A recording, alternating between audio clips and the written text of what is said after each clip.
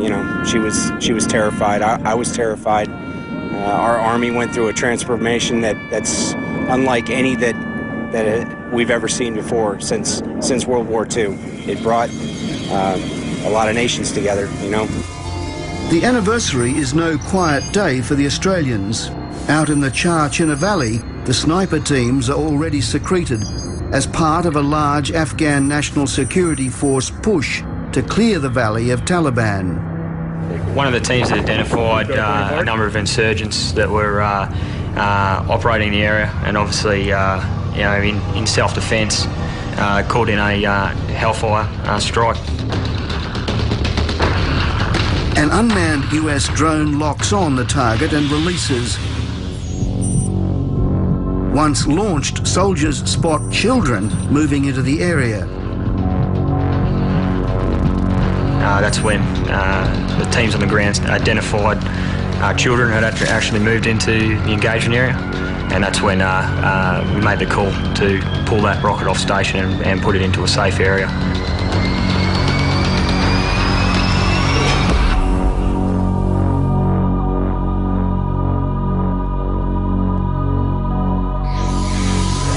They do measure up. They're all very aware. They are mature. They know what we're here to do, and they know what we're here to avoid. On the following afternoon, further reinforcements board 2 Army Chinooks. It takes 15 minutes to fly what in a Bushmaster would have taken days. The problem of approaching on the ground also means the active Taliban spotter network can relay warnings. As they touch down, from the distant tree line, there is sporadic shooting. Essentially, when I was there observing the CH-47s that were coming in, I've started to receive small arms fire, and obviously just prior to them hitting the deck, we had like multiple RPGs and RCLs sort of landing in and around the helos at that time. And that's when you know, pretty much we just sort of started coordinating and directing any of the air support onto those locations.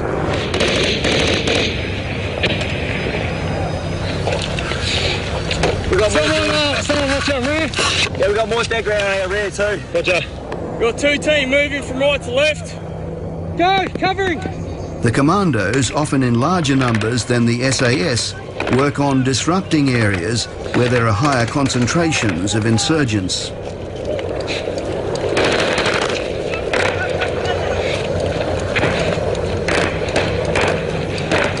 Yeah, children moving left to right.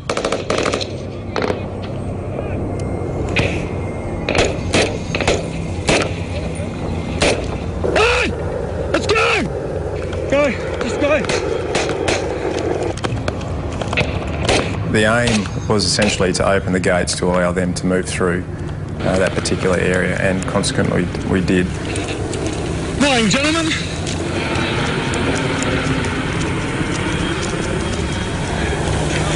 Hey, let's space it out a bit.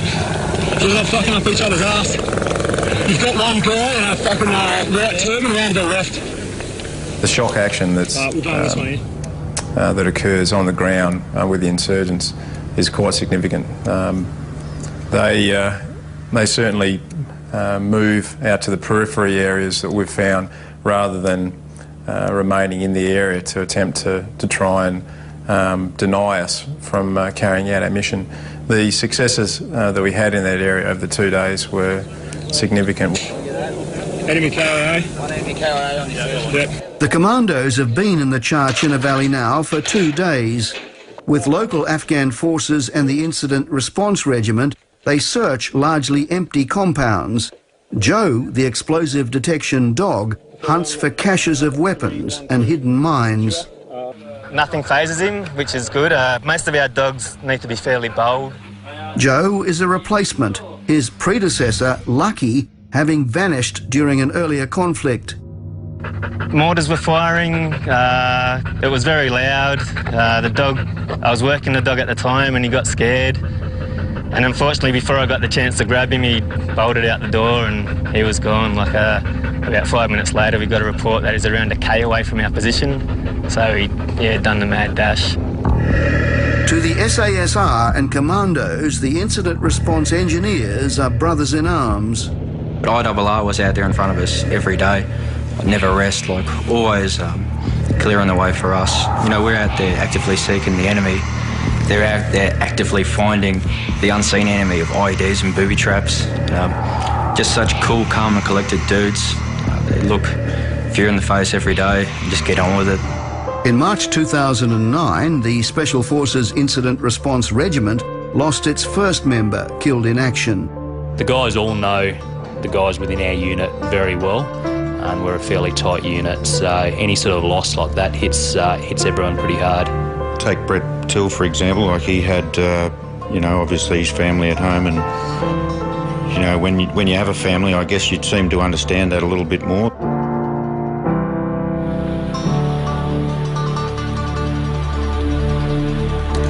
Knowing the families and communities they move among and fight both for and against is that much more difficult. Yeah, in regards to searching of people, I think you need to take it in a very humane way. First of all, you want to deal with any threat. You quick pat down to make sure they don't have a weapon, and then you take a step back. You treat them how you would want to be treated if you were going to be searched. Do you have empathy for them? Yeah, I do. You go into these villages and they live quite poorly. Being a family man myself, you see these little kids walking around, they've got nothing.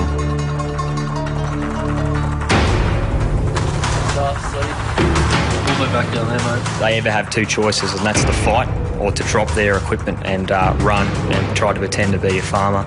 We came across an AK-47 bagged up in a cornfield, just underneath a tree in the foliage. Had a magazine on it, was cocked, ready to go. We'd already been in firefights down in that valley. Then we just moved through the population, and you just got to sort of switch on, switch off. Like, 1 minute you're fighting them, the next minute you're shaking their hands, and you know that's the Taliban. You're shaking their hands, and there's not much you can do about it. Move back! That thing's gonna go up! Next, the commandos deliver a major blow to the Taliban.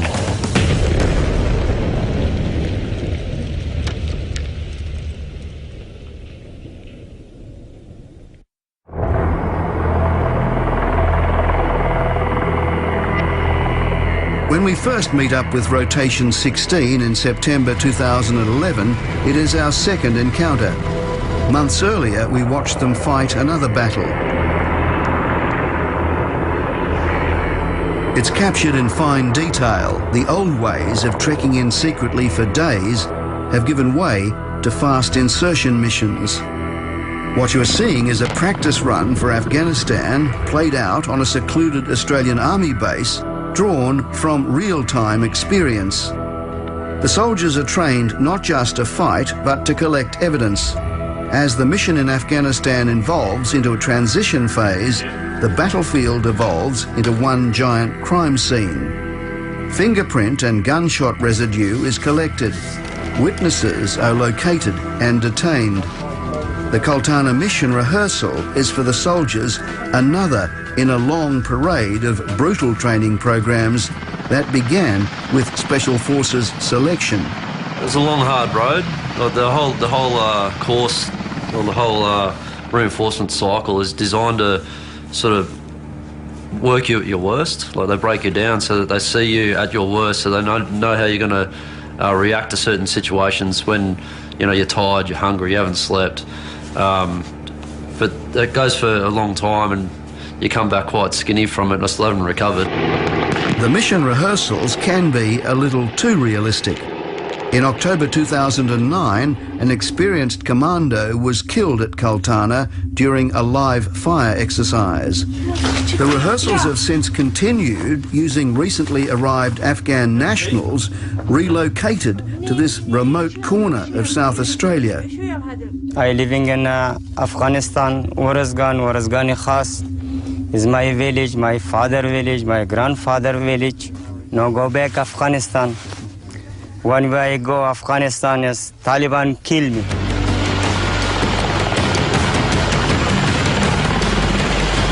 When we join rotation 16 as the football's final season approaches at home, the fighting season here is already underway. Yeah, everyone's absolutely pumped. Everyone's looking forward to it. We've received some significant amount of intelligence regarding a Taliban drug lab in northern Helmand. Over 120 soldiers, mostly commandos, alongside teams of Afghan police from the Narcotics Interdiction Unit and local Special Response Team, will fill 2 US C-130s. They will cross into a neighbouring province where previous fighting has been far fiercer. It took us 2 weeks of fighting to get into position. Once we're in position, we fought for the 6 days. It was estimated that we had up to 5,000 insurgents against us, which was our aim, to draw them up to us so this relief in place could happen. They had indirect fire support, we had indirect fire support. They had heavy machine guns, we had heavy machine guns. It was one-on-one type, not one-on-one type fighting. It was large-scale offensive fighting. An Australian commando is dead and another soldier seriously wounded after battling the Taliban. I extend my deepest sympathy to Sergeant Langley's family, his friends and comrades. Earlier in Helmand was the beginning of a savage run for Special Forces. These steps proved the last for an experienced and decorated commando, Sergeant Brett Wood. You're right, you're right. You're right, you're right.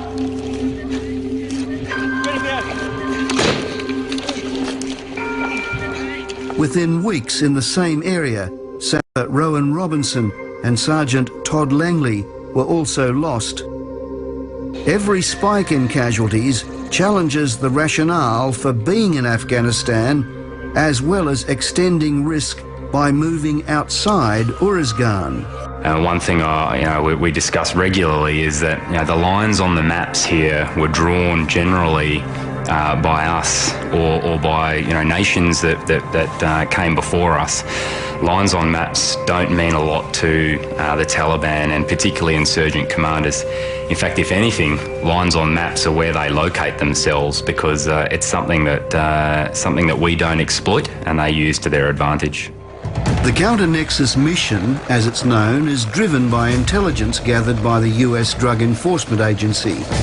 For the DEA, the earlier incursions into Helmand have also been costly.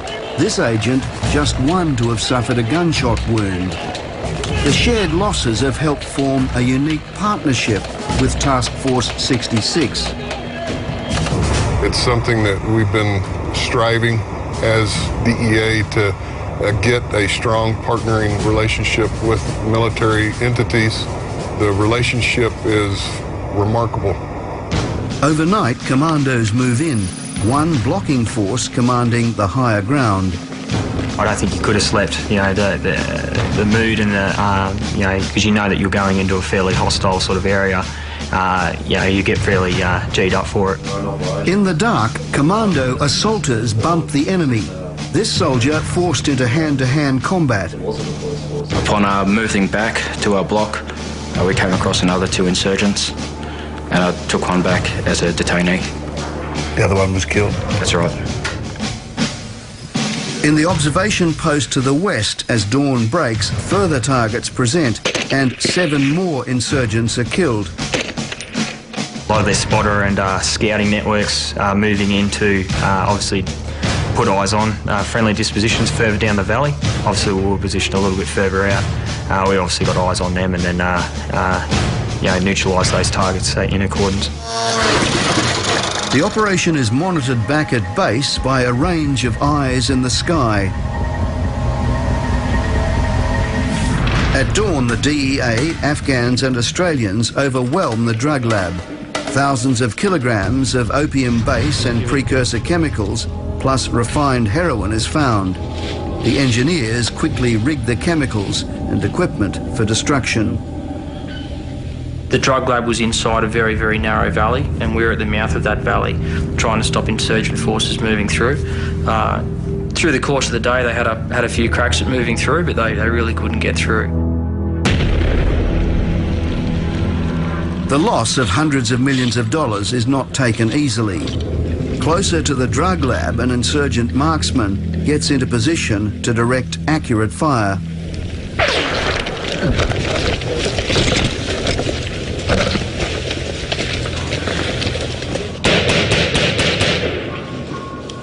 Everyone good up there?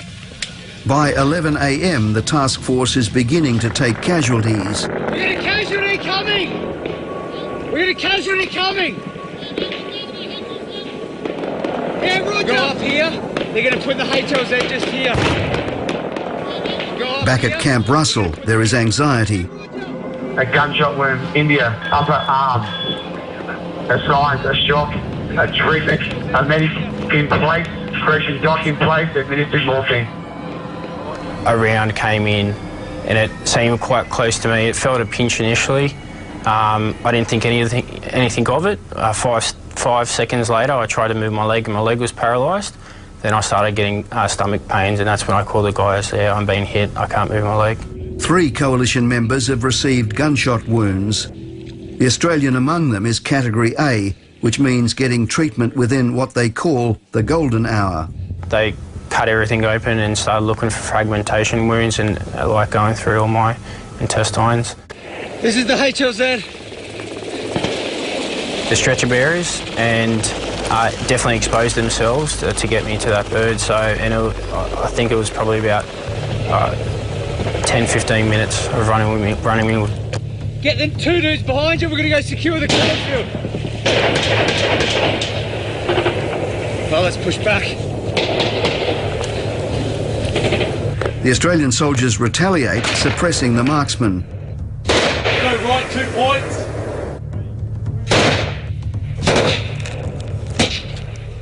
Their comrade is soon evacuated by helicopter to a British hospital.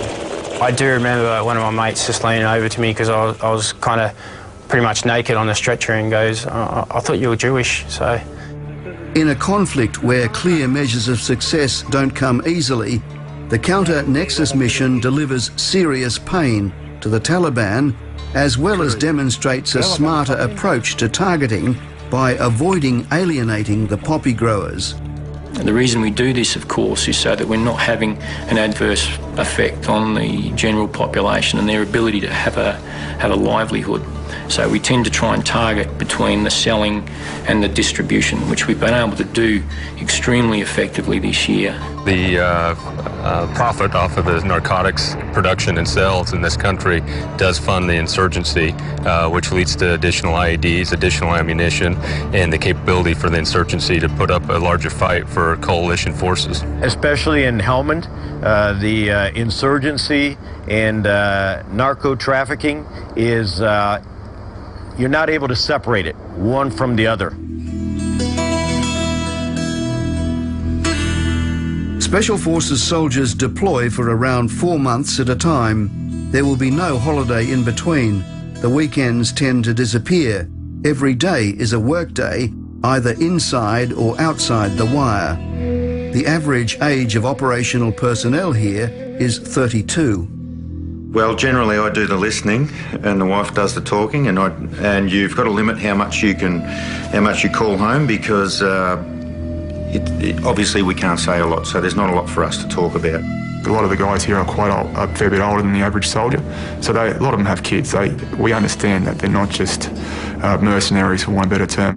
I think gung-ho is the last thing you'd find here in this command.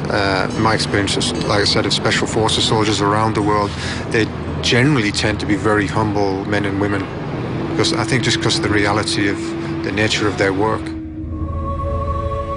Studded throughout Special Forces are former professional athletes. Although the Padre does reasonable business, the true temple here is the gym.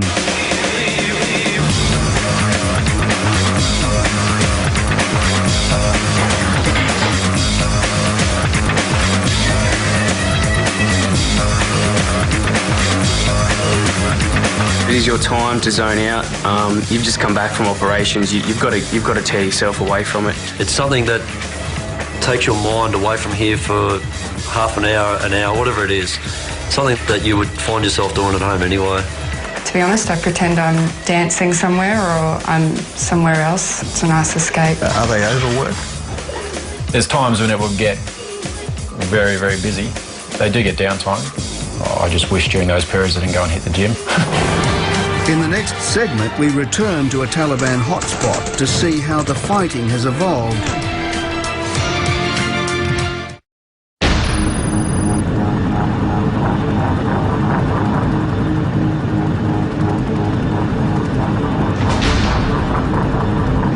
That'll obviously be 3-1's call. The mission this time is to another Taliban sanctuary closer to home. An advance by the Afghan National Security Forces in the Mirabad Valley has pushed the Taliban into one of their sanctuaries in the Chinna-Kalay Valley. What's that on top of that hill? Over here! On top of that hill! Top of the hill! Hey! Top of the hill! Where's it coming from?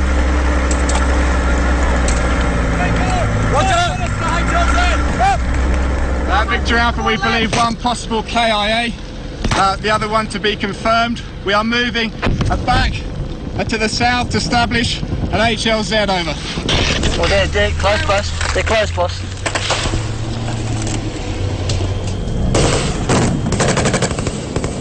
It was here in 2008 when commandos from Delta Company, returning from a 2 days patrol, saw the hills light up like a Christmas tree.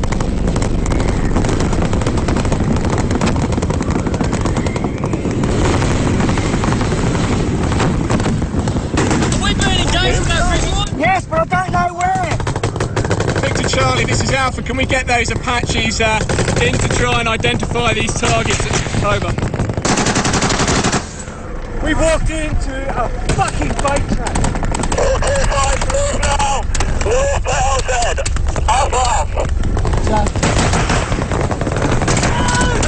Let's go! That's me moving!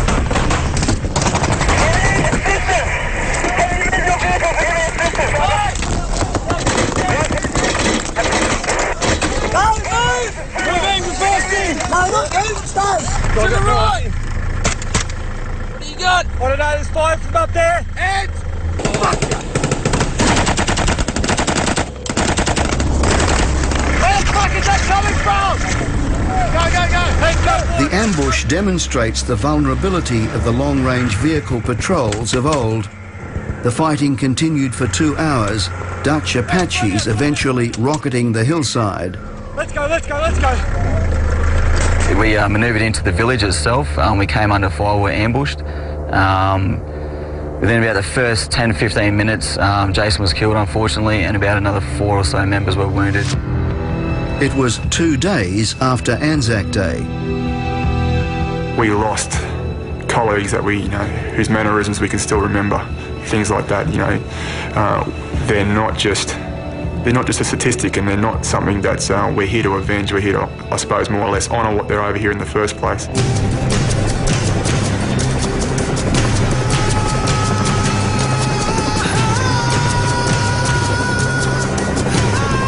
The mission to the same location begins with a mixed objective, partly to win hearts and minds and partly to hunt Taliban.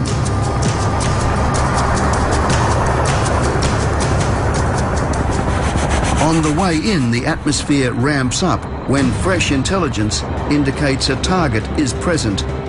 There's a dude that's just squirted from the motorcycle shop pretty quick on his motorbike. He's fucking hooning. Be on the bloody cover of bloody Crusted Demon. The compound is 500 metres from the landing zone. There are shouted instructions to follow the footsteps of the man in front. Spread out a bit, mate.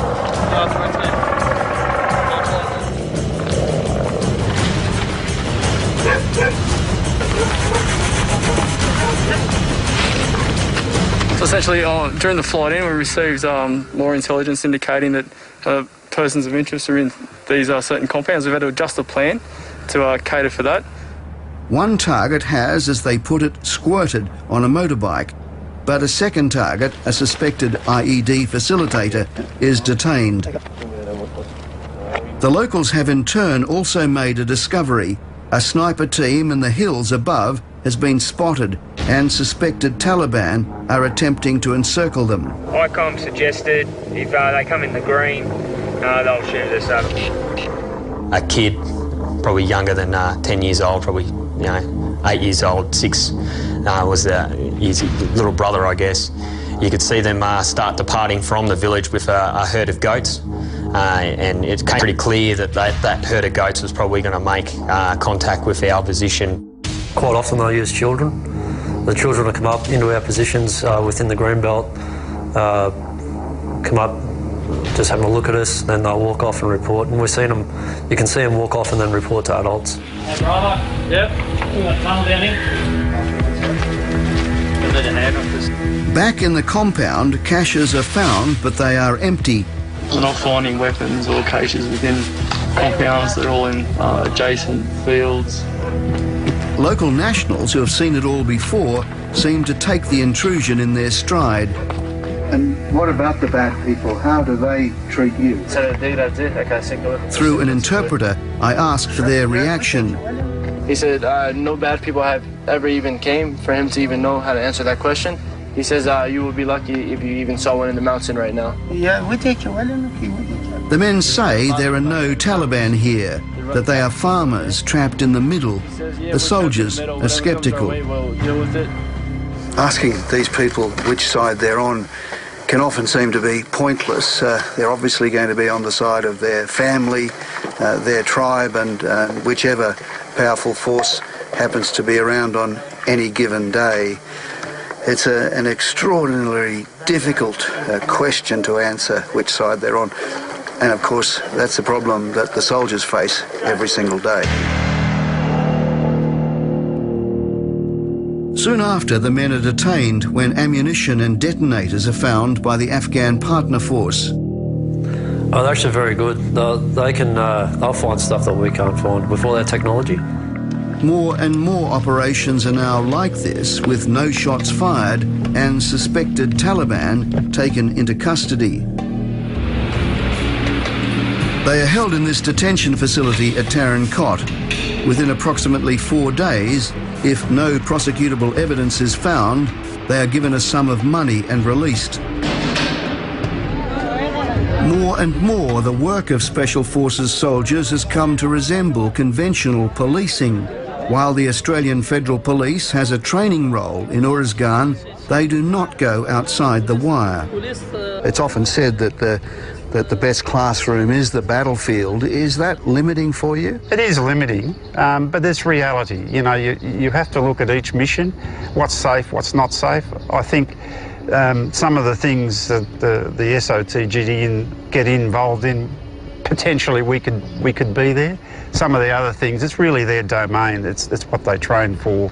It's high risk. Dramatic rage. Gavin Ryan used to run the Piranha task force that investigated Melbourne's gangland murders. So, Gavin, it's a bit like out of the frying pan into the fire for you, isn't it?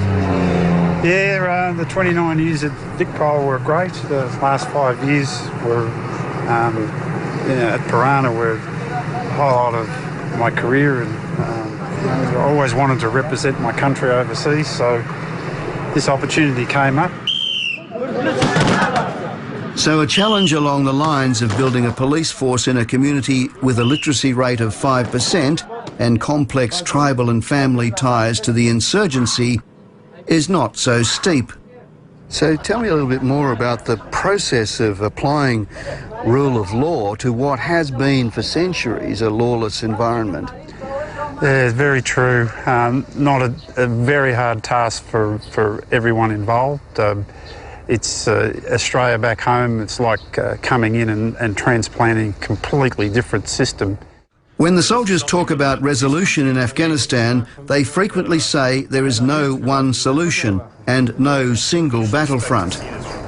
First step is to preserve the scene, then locate any witnesses. The Australians partner with a US Navy reservist to train a group of local prosecutors in evidence collection. It's a bit like NCIS meets The Wire. And the fourth is to collect the evidence. I'm a police officer in Maryland, so it all applies here. We teach the same things, so it's a good fit for me. The immediate objective is to raise skill levels, and the broad objective is to strengthen rule of law. Is this evidence of measurable progress? It is measurable, and as I mentioned, talking to chief prosecutors, they're seeing increased conviction rates and admissible evidence in the court. There was a time where people would walk in one door and out the other because there wasn't significant prosecutorial evidence. That is now changing. We're conducting in the next segment, we are allowed into the Nerve Centre at Camp Russell and spend a day with Australia's elite Special Air Services soldiers.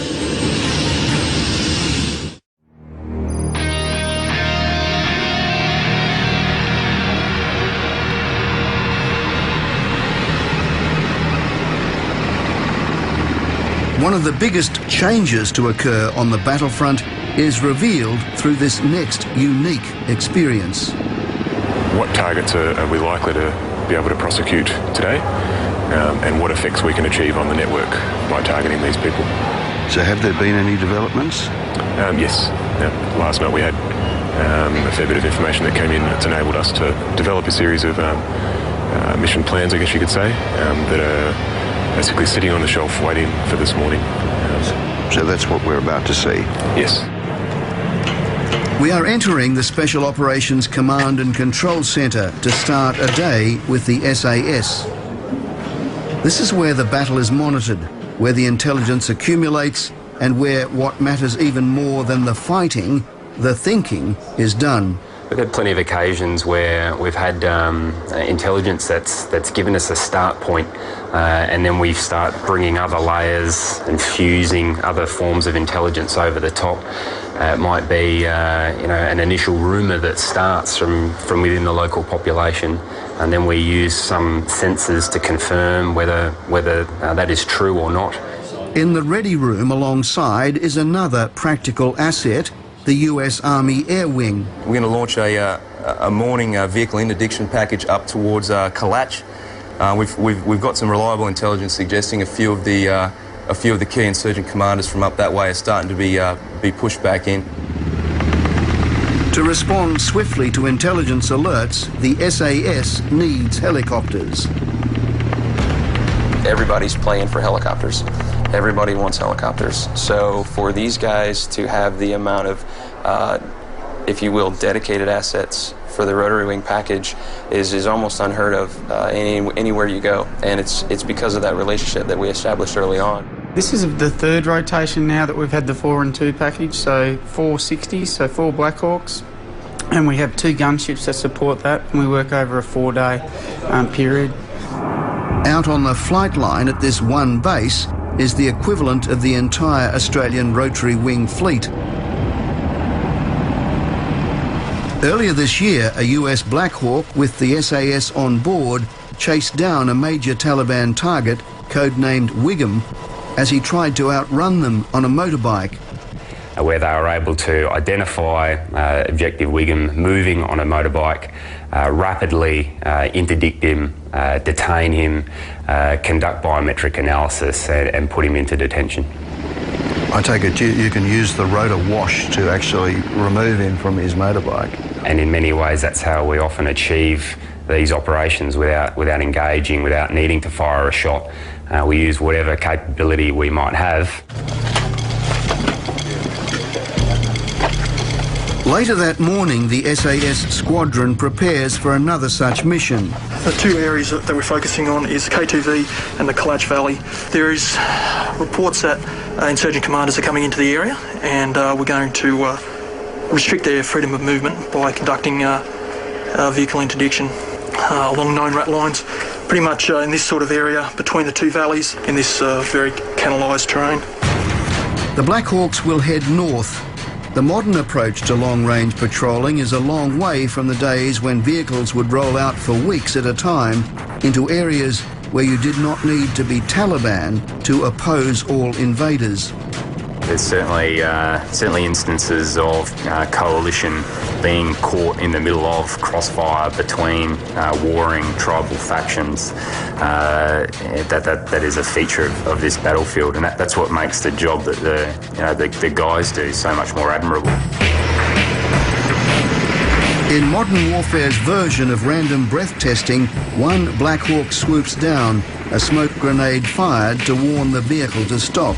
Observing 1 by motorbike with 1 by military age male. Motorbike moving north-south It's over.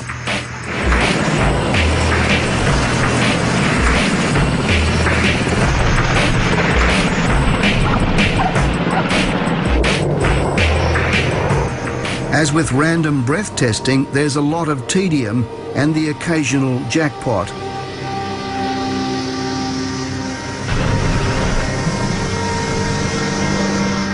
Among the intelligence gathered are tests for indications of explosive residue and fingerprints, which can help convict bomb makers. Ask him if he knows of any Taliban in the area. یا ولا کس معلومات لري ز خپل موټروان سره موټر چلوم دا اوس شپو کې یو څه کخت ورک دي. Because back a few days ago and everything, they would walk around the village and everything, but right now they disappeared.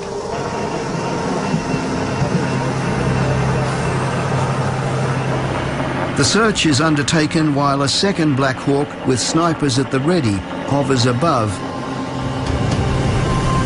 In a week of interdiction missions, 1 rifle is recovered, 9 suspects are detained, and 1 insurgent is killed. While the results appear slight to the SAS, there is a positive. Usually at this time the fighting season peaks, but now fewer targets are presenting. Some of them are the very senior levels who feel that they've done their bit and that they have no desire to come back and risk their lives anymore.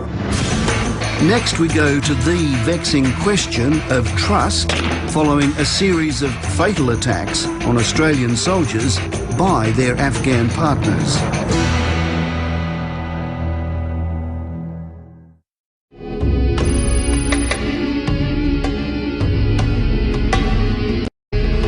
The dawn of another day and the commandos are on the move, preparing to attack another drug laboratory.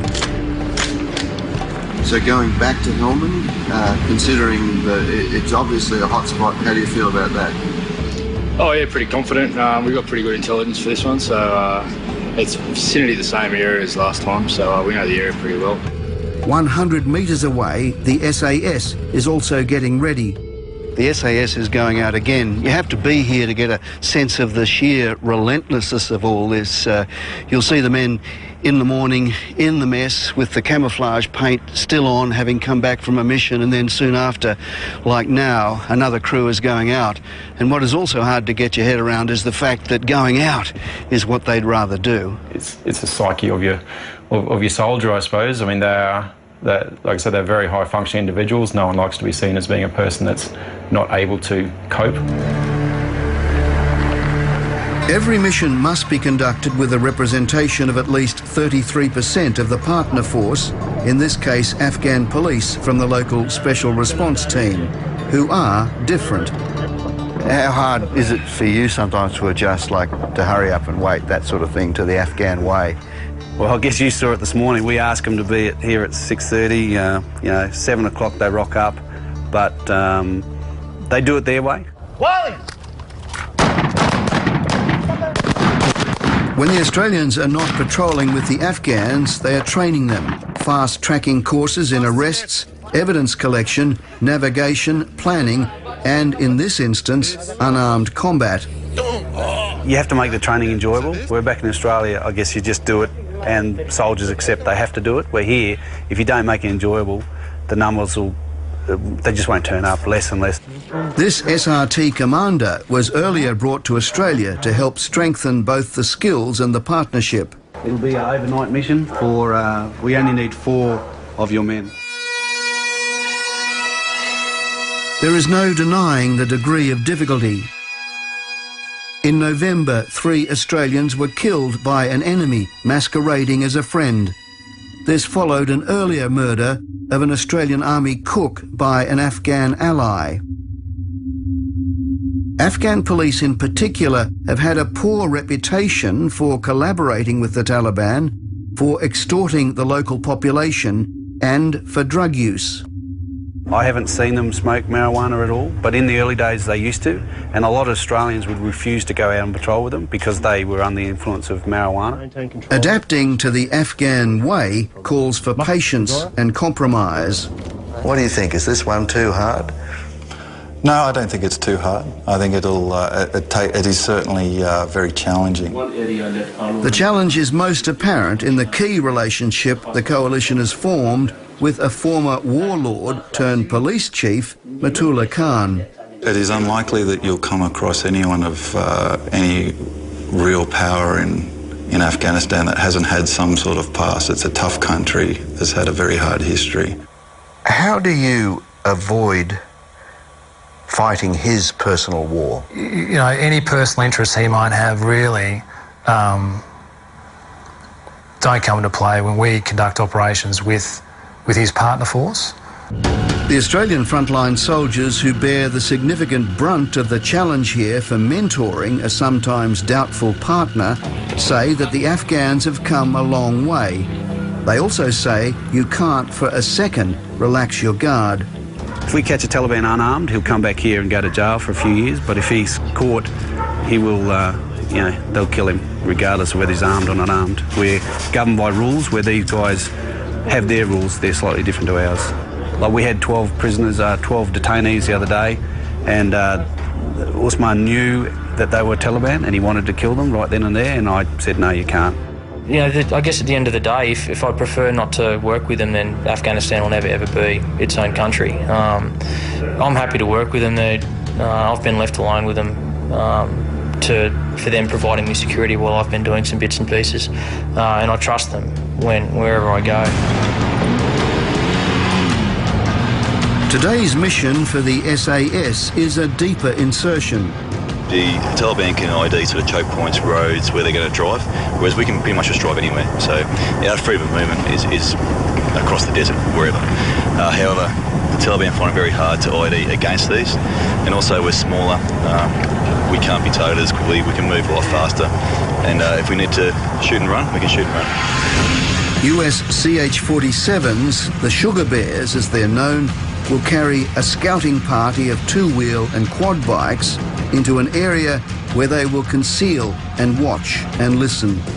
Often those operations require a bit of ground truthing, so a bit of detailed intelligence that vectors us onto a particular area.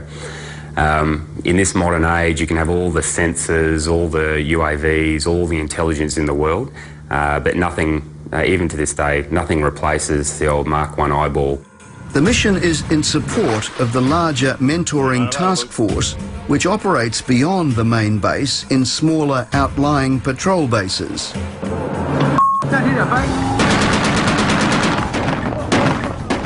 The holding of this ground can be seen as the short straw, the MTF more exposed to IED threats and less equipped for aggressive retaliation.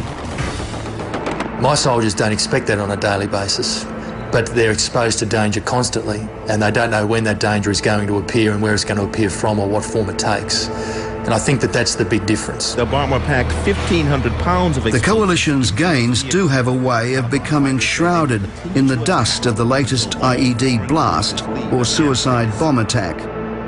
You've been here 8 times now, is that right? Yes, 8. Yeah. So, is it getting better? It's a difficult question, Chris. When we first got here when I first got back here in 2002, you could drive around in non-armoured cars, just civilian cars, drive around Terrancow was quite safe. But now you wouldn't step out of the gate unless you're in an up-armoured vehicle like a Humvee or like our Bushmasters, because the ID threat is quite bad. Now, whether we brought that into town because we're here or because we've decided to partner with the SRT boys, I don't know. How adept is the insurgency at propaganda, at pushing their message, at monitoring the message of the coalition? Very, very, very smart people. Know how to use the media to win friends in various media around the world. A small attack where a drug-induced suicide bomber will detonate himself and maybe kill 1 or 2 people, say in Kabul, no coalition, no nothing, no damage, is blown out of all proportion in my view.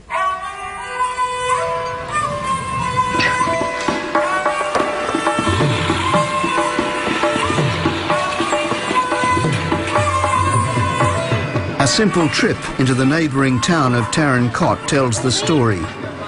At no time in its history has this provincial capital expanded as much as it has in the last 4 years. There are paved roads, a busy commercial centre, a hospital, and even a girls' school.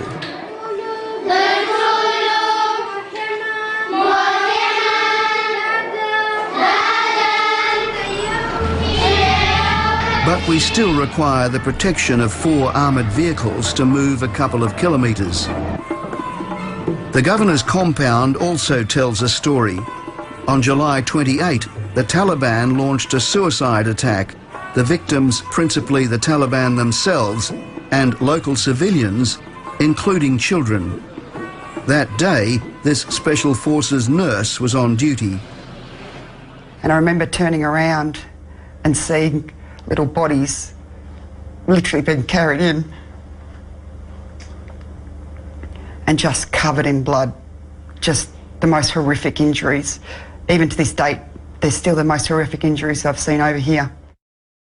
Out of that attack, the insurgents managed to get none of their targets, some of the high-profile members of the Afghan government within Tarin Kot, and that would probably be perceived by the population as a desperate attempt that failed dismally and, of course, killed locals. So in actual fact, it was a disaster for the insurgents. It was a failure on all accounts. At this meeting with the Special Forces commander, the target of the attack, Afghan Governor Mohammad Shirzad, says he still gets complaints about coalition targeting, but they are minor in comparison. The people that come through are very grateful, and they certainly don't seem to blame the coalition from what I've seen. They don't blame us at all. As our month with Special Forces draws to a close, it is grand final weekend back at home. It seems fitting. Prominent among the soldiers' reasons given for being here is you don't train all your life to sit in the dressing room on the big day. Of course I believe in the effort, but I more believe in the blokes next to me. I don't want them to be in a fight without me. Pretty much, and I think they'd think the same. I think it would be a wrongdoing for us to walk away halfway through the operation. I think it would be very un-Australian not to finish a job that you started. We can't simply go into a conflict and simply leave after we've caused damage, and we're trying to do the right thing and stabilise our country before we leave. I think that's the right thing to do.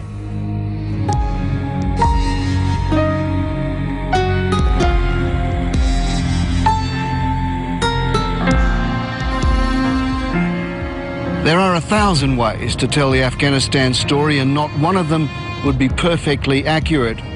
But this story, told largely from the soldiers' perspective, is important, not just because they are here and risking their lives, but because they are good witnesses.